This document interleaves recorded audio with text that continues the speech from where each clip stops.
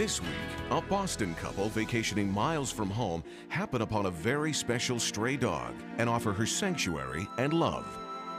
She was kind of scruffy looking, but she'd get to your heart quick. But 6 years later, all of their lives would lie in mortal danger. My first thought when I opened up the door was total panic because of what I saw, just a house full of smoke. Two young horses show their owners an extraordinary bond of affection. Toby was very possessive. He figured that she was his girlfriend. After he'd finished eating, if the door was open, he'd always go and stand and have an eye on Mara in her stall. He was always there, rain or shine, he'd make sure Mara was in there.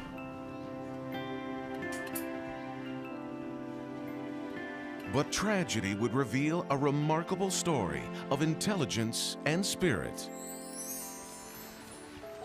And later, a young mother sets out with her two small children and the family cat on a cross-country move to begin a new life in a new city. But as night falls and the miles wear on, only a miracle can keep them from harm's way. I was falling asleep at the wheel.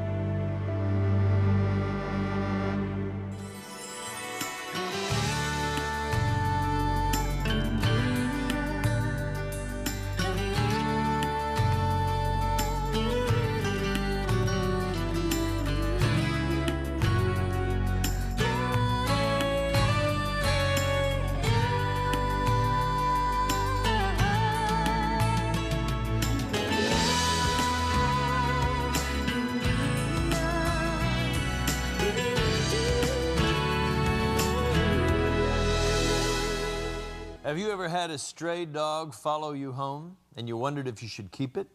Well, our next story is about a couple who decide to keep that little stray, and it turned out to be the luckiest thing they ever did.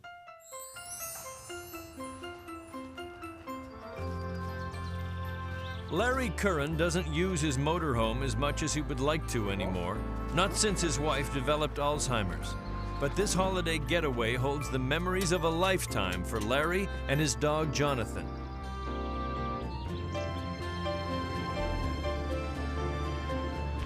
It all began in a campground on the Chesapeake Bay in Virginia, where they first met a scruffy little terrier they called Jessie.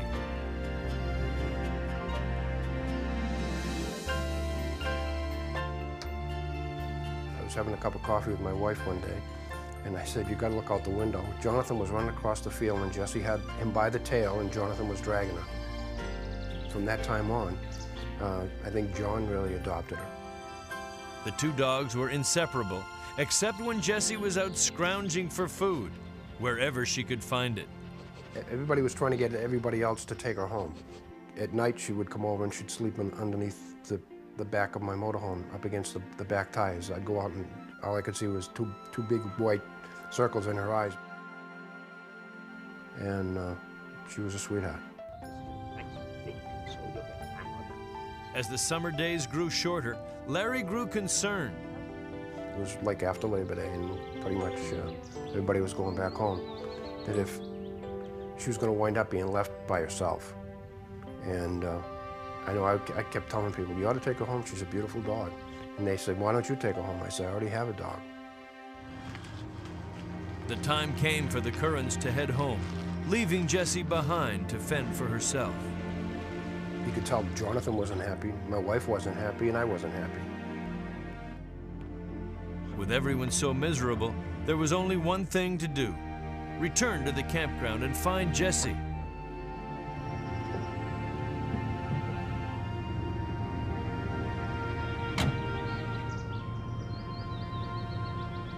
And I knelt down and I said, "Jessie, what's the matter?"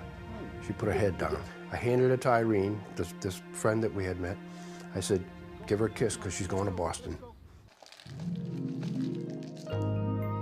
At the Currans' home in Boston, Jessie finally got what she needed: a lot of tender, loving care.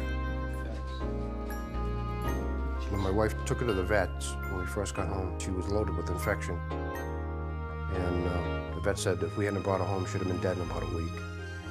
Jessie got stronger and soon proved that, although scruffy, she had personality to burn. She was the type of an animal that if you saw her and you saw my other dog, Jonathan, the first thing you'd want to do was go pat Jonathan. They'd look at Jessie and they'd say, oh, I guess we better pat her too. And once they put a hand on her, they'd say, what a great dog. Because she was kind of scruffy looking, but she'd get to your heart quick. And Jessie was just a different kind of an animal. Jessie understood what was going on in the household at all times. One night, 6 years after they brought her home, Larry woke to Jessie barking at the bedroom door. Jessie. Jessie, go lay down. Larry called to her to quiet down, but a minute later she was back at the closed door, barking even louder.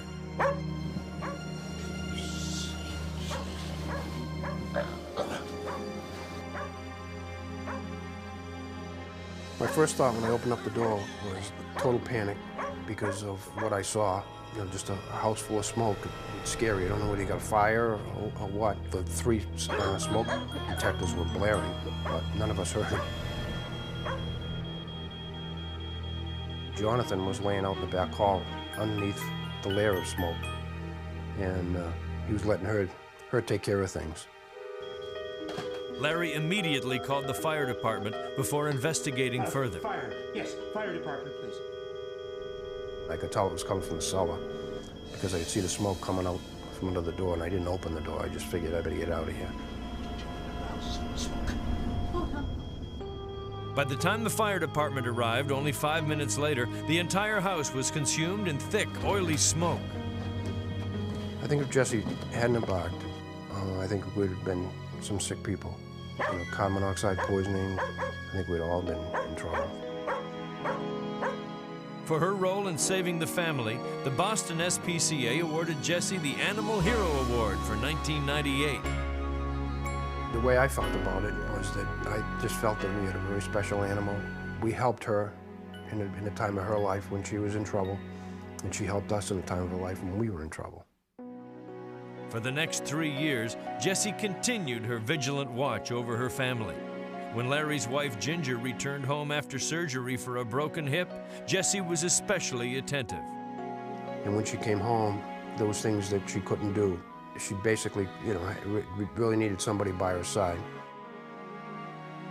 One day, I was working on my computer upstairs, and Jessie came to the bottom of the stairs and started to cry and bark and cry and bark. And I'm saying, I couldn't figure out what was going on, but I knew that there was something amiss. Came downstairs, my wife was preparing to take a shower, which Jessie knew that she could not do by herself. I was totally amazed that Jessie had sensed this and was giving me the signal that something's up and you better get here quick.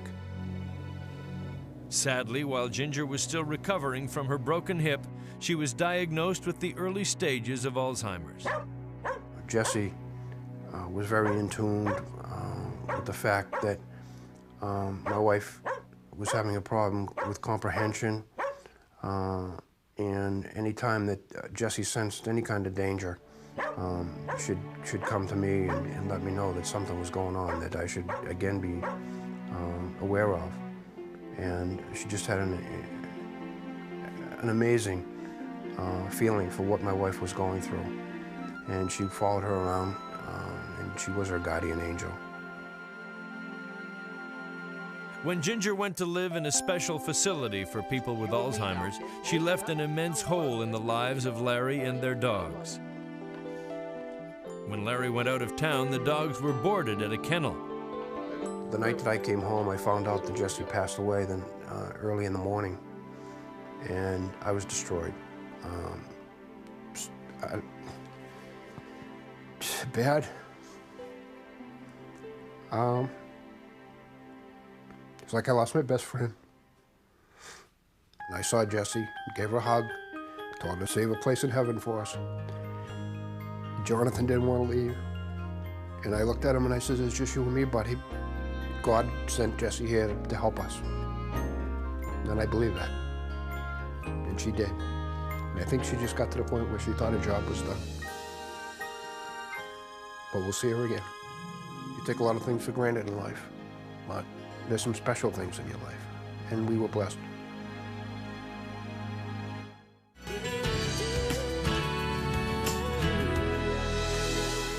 Coming up next, two horses display a special friendship, but a freak accident would send one into peril and the other into action. With veterinary care hours away, hope is fading fast. First I thought she was dead, you know, because she was just laying there.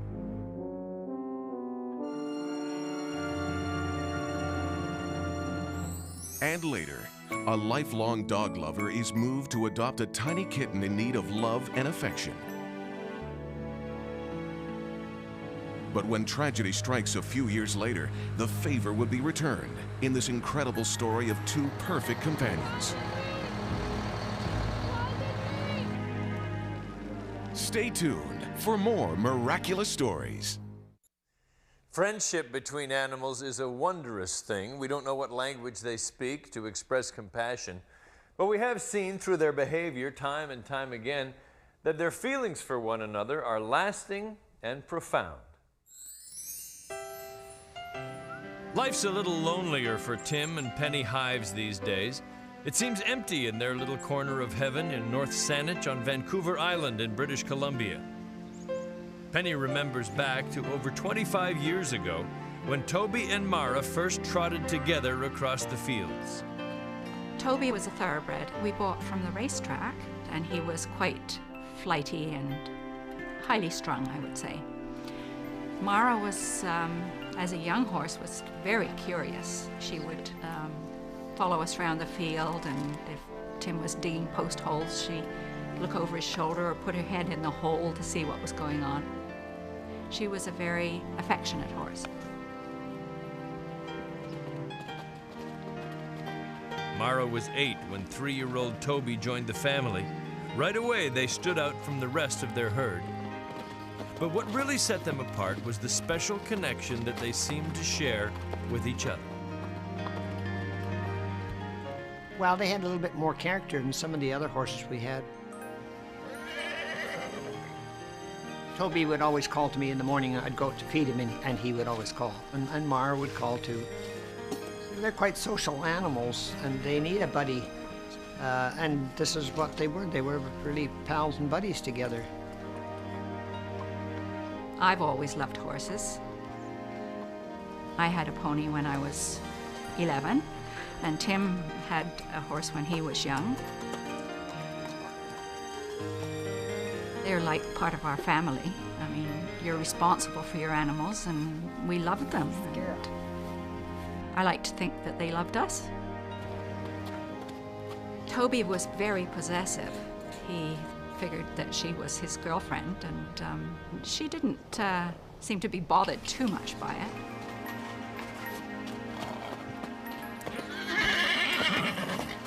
Mara, she'd always stay in her stall and eat, but Toby, after he'd finished eating, if the door was open, he'd always go and stand and have an eye on Mara in her stall. He was always there, rain or shine, and make sure Mara was in there. And the closeness between Toby and Mara was never more evident than one day when Tim was doing some repair work around the house. I was working on the garage roof, and it was after lunch, and Toby was running around his paddock outside and calling and making an awful fuss, more noise than he usually did.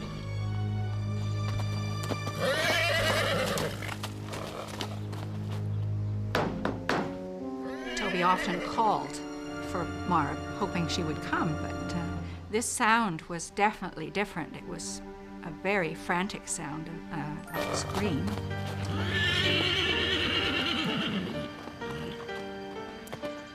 And he was just galloping around and up and down and making a big fuss. Up on the ladder, Tim finally took notice of Toby's plaintive calls. I kind of ignored it for maybe a minute or two, but he kept it up and was really getting quite anxious, so I went down to see what was wrong, and he was still running around and calling, so I said, well, it must be Mars somewhere, I guess, and he can't find her. By this time, Tim and Penny knew that something was terribly wrong. Where was Mara? Toby was now extremely restless and galloping wildly about. Even a lifetime working with horses hadn't prepared Tim and Penny for what they saw next. Mara had somehow fallen off the bridge and landed in the stream bed, which was about 8 feet down. And there she was, lying at the bottom of a ravine, and she wasn't moving.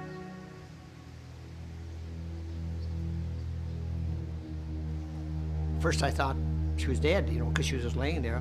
So I scrambled down there, could see she was still breathing, but she didn't seem to be making any effort to get up. Tim didn't know how long Mara had been there, but he knew that every minute she lay there without moving was a minute closer to death. He ran to call 911 and Patricia Food, their veterinarian and close family friend. I was driving down the road on my regular rounds, my pager went off, and it was Mr. Hive saying that Mara was in the ditch. So I immediately stopped the truck, phoned the Hiveses, told them I was on my way. As Pat raced to the farm, the fire department had already arrived. They were prepared to deal with many kinds of crises, but nothing quite like this. They knew that her condition was serious. As Tim was deciding what to do next, Pat arrived on scene. I knew that she'd been down for at least half an hour, probably an hour. And any horse, no matter what the problem is, if they've been lying down for that length of time, you get worried about their muscles, you get worried about their ability to breathe. But that's not all that Pat was worried about. I thought she had a broken leg. I was convinced that we were going to have to put her down, because most horses are going to be able to get up if they can get up. Toby, watching from the fenced-in pasture, stared in the direction of his stricken friend, Mara. And just as Pat reached to check Mara's legs, something inexplicable happened. I bent down to reach the lower leg, the one that she was lying on, to see how much of it I could feel.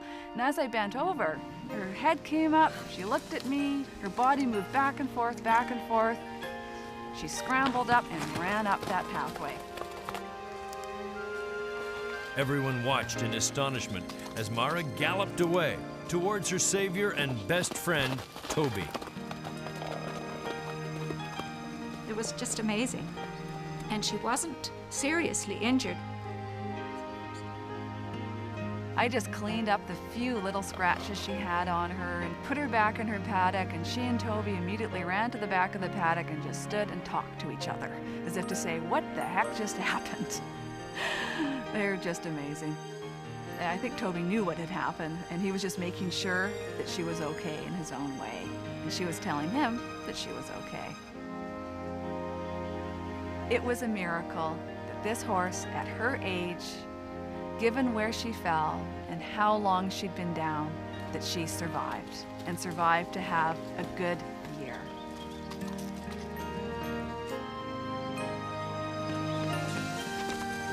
Although it will always be a mystery to Tim and Penny just how Mara survived the fall into the ravine that morning, one thing they do know: it was Toby's affection for Mara that created a true miracle that day.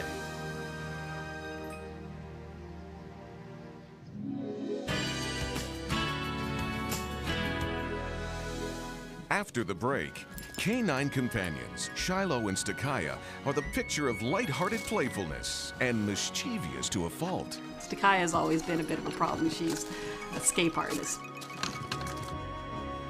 But one day, their freewheeling adventures would lead to terrible consequences. If they weren't always together, Stakaya would be dead today. There's no doubt about it. Stay tuned for a remarkable story of friendship and endurance. But first, one woman's profound love for her longtime companion torn apart by a vicious and callous crime.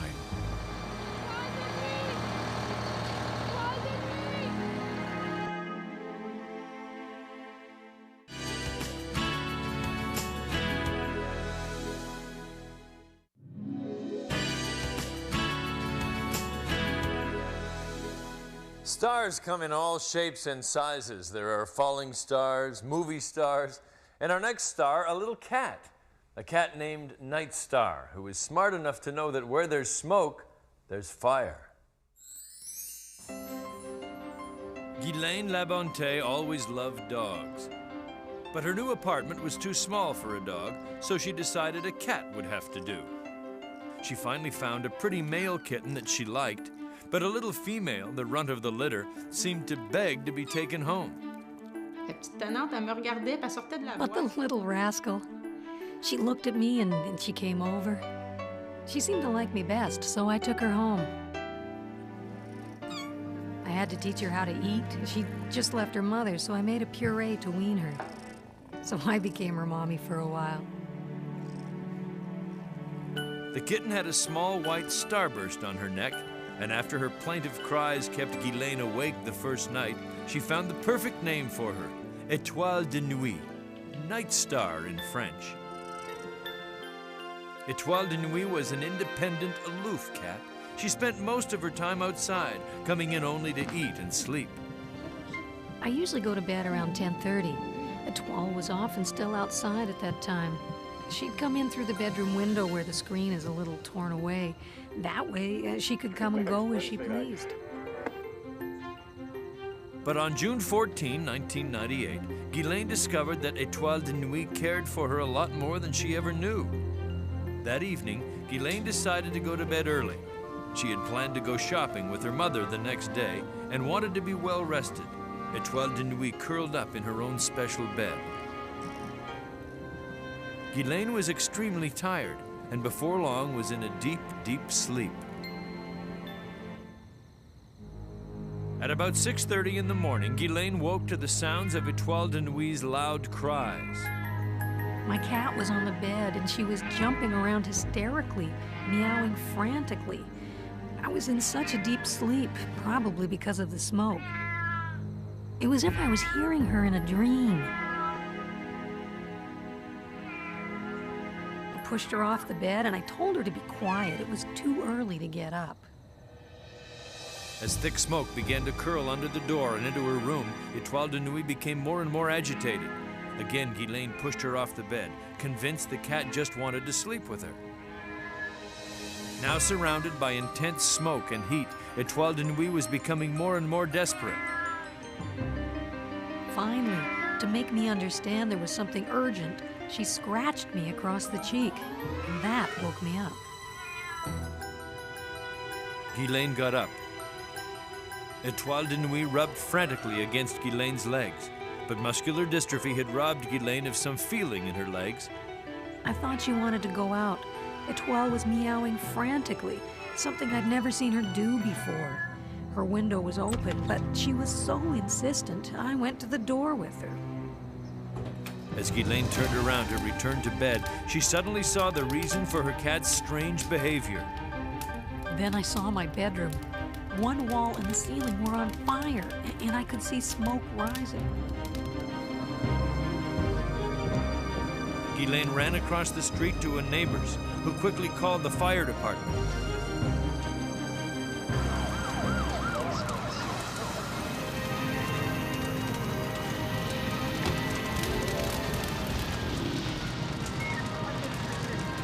The fireman assured her there was no one in her house.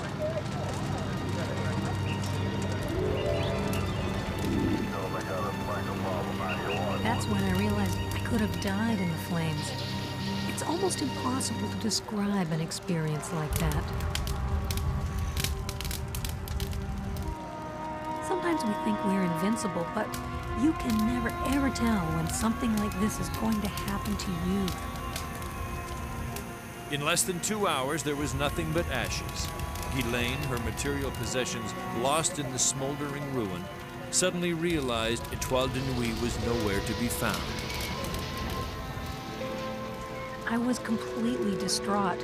I could only think of one thing. I had to find Étoile, but she was nowhere to be found.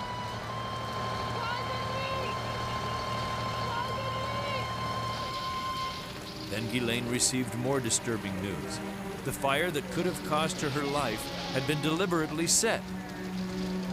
Losing her home was bad enough, but to lose her friend was worse. Guylaine said a silent prayer for the little cat's return.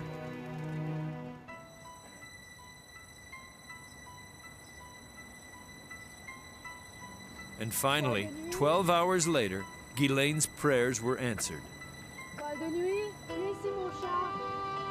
I went back to my burned out house and called her name. And then it was like a miracle. I heard her calling out to me. Hey, hey, toile de nuit. She was terrified. She was burnt and her hair was coming out by the handful. She was in a state of shock.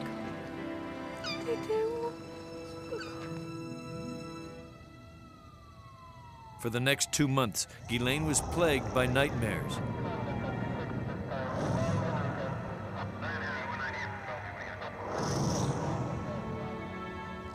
But Étoile de Nuit was always there to comfort her. When I would wake up at night, shaking, she would come to sleep with me. She'd purr just like a little motor until I calmed down. Ghislaine's loss was a tragedy, but it brought with it an unexpected blessing. Étoile eventually got better, and she showed me that if she could overcome her hardship, then I could overcome mine. I had to be strong after all she'd done for me. And now, although she still loves dogs, she reserves the most special place in her heart for cats, especially her Étoile de Nuit, her night star. Étoile de Nuit's efforts did not go unnoticed. She's been awarded a medal from the Quebec Academy of Veterinarian Doctors and has entered the Cat Hall of Fame. But the attention hasn't gone to Étoile de Nuit's head. She's become a real homebody.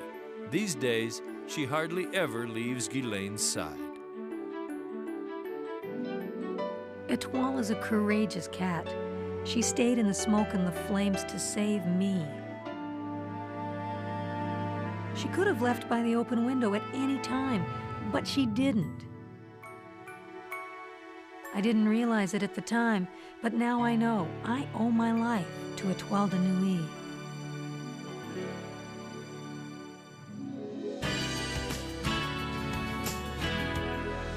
Still to come, desperately trapped in an abandoned well, one dog must rely on the ingenuity and resourcefulness of her best friend to summon help.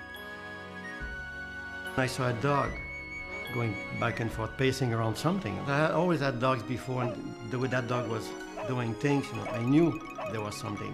That dog was trying to talk to me.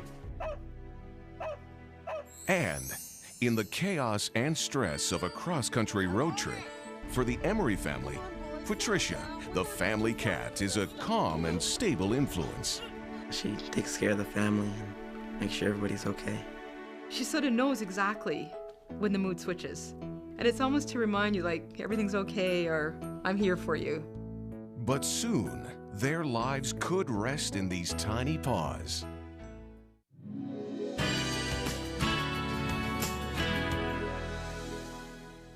Even the most innocent adventure occasionally goes awry. When one of our next four-footed vagabonds finds himself in deep trouble, it's up to his friend to summon help. Shiloh and Stakaya are inseparable pals. Wherever one goes, the other is sure to follow.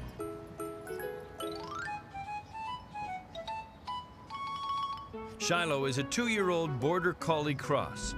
Her faithful friend is Stakaya, an 11-year-old Wolf Husky cross.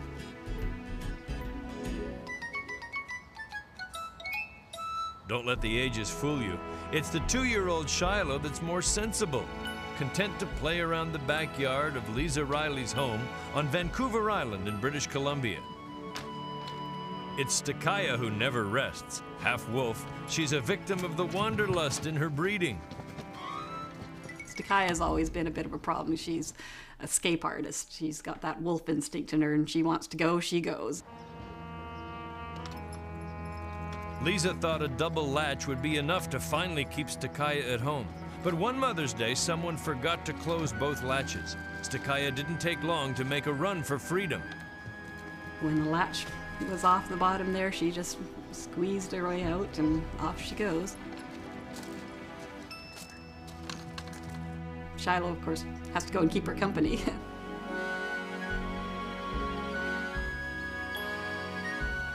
There was one thing that Stakaya loved as much as running free: water. It almost turned out to be a deadly combination.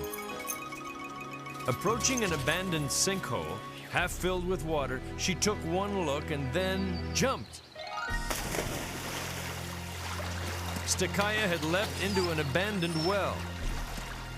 It was about 2 meters deep, half filled by murky water, and one life-saving piece of wood onto which she literally clung to life.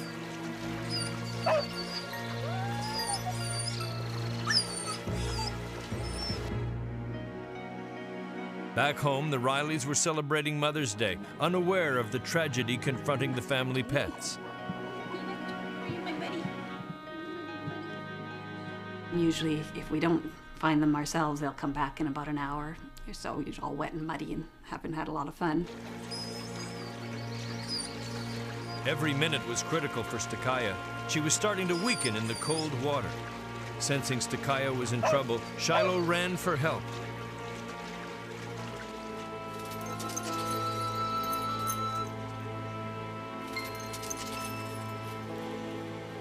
Claude Lavoie lived across the highway from the waterhole where Stakaya was trapped.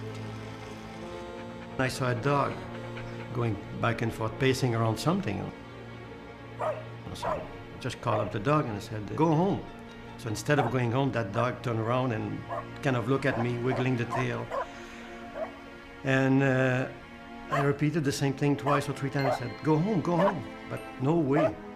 There was something in Shiloh's behavior that Claude immediately recognized. I had always had dogs before, and the way that dog was doing things, I knew there was something.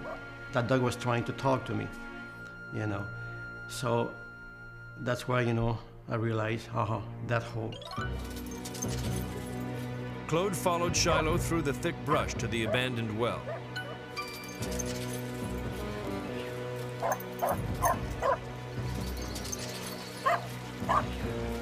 There he saw Stakaya fighting for her life. She was doomed down there. There's no way she could make it up. There was a piece of wood floating there, and he would hold to the piece of wood for maybe 15, 20 seconds and then fall off again. I gave the dog, a few words of encouragement and some support, trying to tell him I would be back. I needed help. I couldn't do nothing alone. Claude returned home and called the SPCA. So we were getting kind of worried that they hadn't showed up on their own.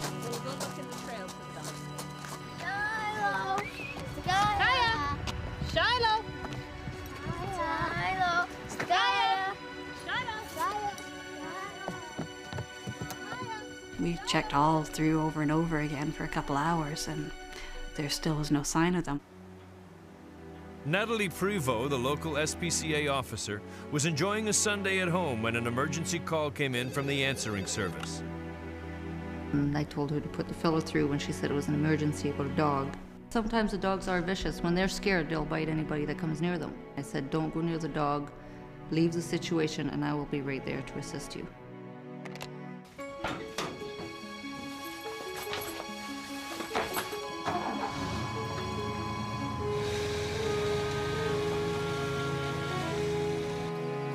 Claude prepared a ladder and returned to the side of the road and waited for Natalie. When I arrived there, Claude was waiting for me on the highway with Border Collie. Border Collie just led us right to the other dog.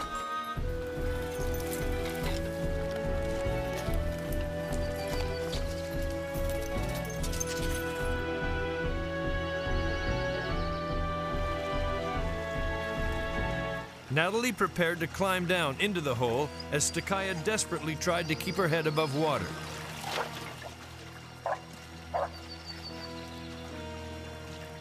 I climbed down and calmed the dog down and put a rope around his chest underneath the water.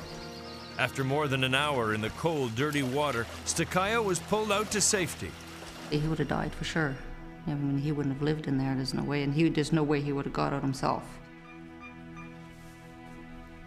Hello? Yep. I'd like to report a couple of dogs missing in the Briardale. Lisa had given up the search for the lost dogs. The SPCA was her last hope. Finally, we called the SPCA, and that was a bit scary because it was the answering service since they weren't open that day. And us being close to the highway, we thought, she'd been hit by a car. But soon the dogs were reunited with Lisa, who was told of the misadventure. And she was just a little surprised at Shiloh's miraculous behavior. She is very smart. So it's still amazing, though, that she would know what to do. 'Cause I would have thought she would just stay right with Stakaya and just not know what to do. But she went out and got some help. If they weren't always together, Stakaya would be dead today. There's no doubt about it. As for Stakaya, even though she's partly wild, she was civilized enough to thank Claude. Big eyes looking at me like, thank you very much for what you did, you know, kind of surprised, you know. And that was my reward. That was enough for me, you know. Stakaya's near brush with tragedy ended well, thanks to Shiloh, Claude, and Natalie, heroes of a Mother's Day to remember. It was about the best Mother's Day present I could have gotten that day.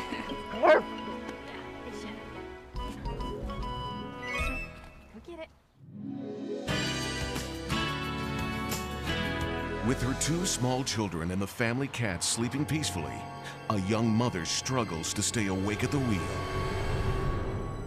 When we return. We all know that dogs love cars. They love to put their heads out the window, breathe in that fresh air, but cats, well, that's a different story. They don't seem to have the same passion for travel. In our next story, however, we'll meet someone who's more than happy that a cat came along for the ride. Most cats dislike cars almost as much as they dislike mice or birds. Not Patricia. She loves traveling, making herself right at home in the backseat of the Emery family van. She's an excellent traveler. Even today, she travels very well. She never bothered anybody. She was happy to, you know, lie down. When the Emery family packed up to move back to the west coast of Canada, Mother Garija decided to travel ahead by car with the boys, while her husband and daughters would fly out later. I've been from coast to coast, and I wanted the kids to kind of see a little bit more, so I am always, you know, going ahead of the moving truck and just basically enjoying the countryside. There was never any question that Patricia would accompany Garija and the boys on their adventure. The cat, as I found, was just remarkable in terms of a traveler, because it's unusual that a cat would stop and meow in the back of the seat, and I had instinctively knew that she was, you know, concerned and needed to do her duty.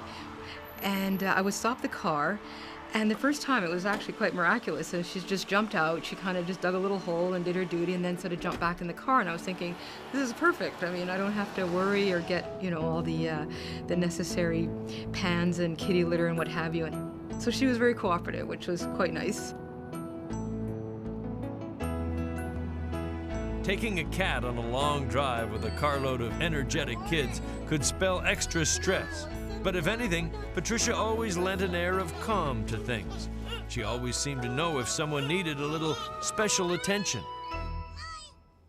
She takes care of the family and makes sure everybody's okay. I've always loved her. She's a great cat. She sort of knows exactly when the mood switches.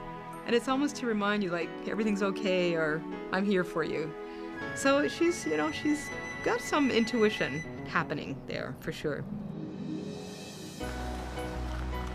To help burn off the kids' endless energy, Garija got in the habit of stopping during the day to let the children play. I got in the habit of taking my time in the day and then driving at night. As they slowly crossed the vast expanse of northern Ontario, the Emerys settled into their daily routine of afternoon breaks and long nighttime drives. I love driving at night. It's just a time to be quiet, and especially when you're stopping all day and kids are playing, and it's a time to just sort of reflect in the day and be peaceful. 3 days into a week-long drive to the west coast, Garija was pleased with the time she was making, but by midnight, she needed a cup of coffee. It would help get her to the next town, which was still 2 hours away. I know when I need a cup of coffee, it's because I'm getting tired. There was a little roadside cafe that I stopped in and grabbed a cup of coffee, usually straight. You know, I don't want it diluted because it's almost like medicinal. Okay, this is going to keep me awake. There's just so many miles up there of just, you know, dark, lonely roads. As the miles flew by, Patricia and the boys were fast asleep in the back seat. So I'm putting on a few extra miles, so the kids and the cat, everybody's very quiet. You know, everything's peaceful, basically.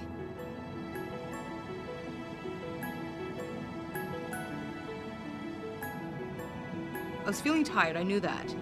And you're just sort of pushing your limits a little bit.